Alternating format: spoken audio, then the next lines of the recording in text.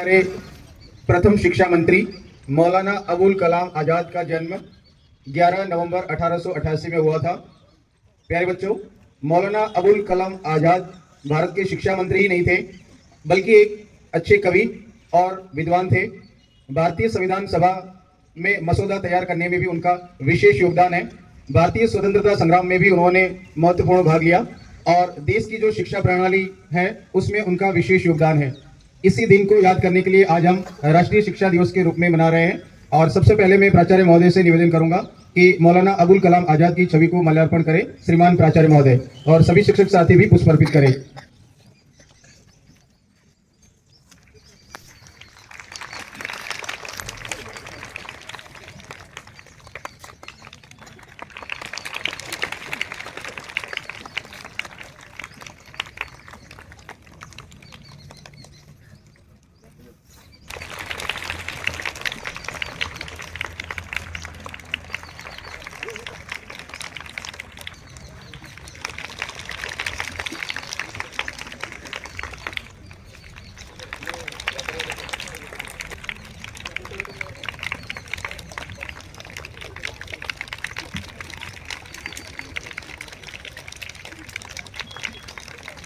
प्रथम आप सभी को राष्ट्रीय शिक्षा दिवस की हार्दिक शुभकामनाएं। यह दिवस हमारे स्वतंत्र भारत के प्रथम शिक्षा मंत्री मौलाना अबुल कलाम आज़ाद की जयंती के उपलक्ष्य में मनाते हैं। उनका योगदान शिक्षा के क्षेत्र में, वह न सिर्फ एक स्वतंत्रता सेनानी थे बल्कि शिक्षा के प्रति उनका विशेष लगाव था।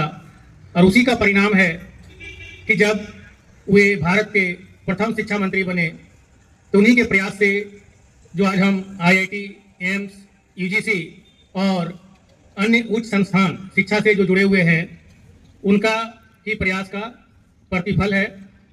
तो यह दिखाता है कि हमें उनके दिशा निर्देशन में आज जो भारत इस मुकाम पर पहुंचा है, तो उनका जो बुनियाद है, उनका जो आधार है, उन्हीं के द्वारा रखा गया था। उनका ऐसा मानना था कि शिक्षा सिर्फ ज्ञान अर्जन का माध्यम नहीं है, बल्कि शिक्षा के द्वारा हम विद्यार्थियों का चरित्र निर्माण, समाज में उनकी भागीदारी और राष्ट्र निर्माण में उनकी महत्वपूर्ण भूमिका होती है। शिक्षा दिवस के उपलक्ष्य पे मैं आपके समक्ष एक कविता लेकर प्रस्तुत हुआ हूँ, जिसके बोल कुछ इस प्रकार है। शिक्षा जरूरी है संस्कारों की संस्कृति की रक्षा के लिए। शिक्षा जरूरी है कर्मों की कर्तव्यों के निर्वहन के लिए। शिक्षा जरूरी है नियमों के अधिकारों को प्राप्त करने के लिए। शिक्षा जरूरी है प्रकृति की संसाधनों के उचित दोहन के लिए। शिक्षा जरूरी है इतिहास के एक नए विकास के लिए। शिक्षा जरूरी है समाज की सामाजिक बनाने के लिए। शिक्षा जरूरी है व्यवहार की व्यवहारिक बनाने के लिए। शिक्षा जरूरी है आध्यात्म की स्वयं को अस्तित्व जानने के लिए। धन्यवाद। तो शिक्षा सिर्फ किताबी ज्ञान तक सीमित नहीं है, बल्कि उस ज्ञान को हासिल करके हम समाज कल्याण में, राष्ट्र के निर्माण में कितना योगदान देते हैं, उसका भी प्रतिफल है।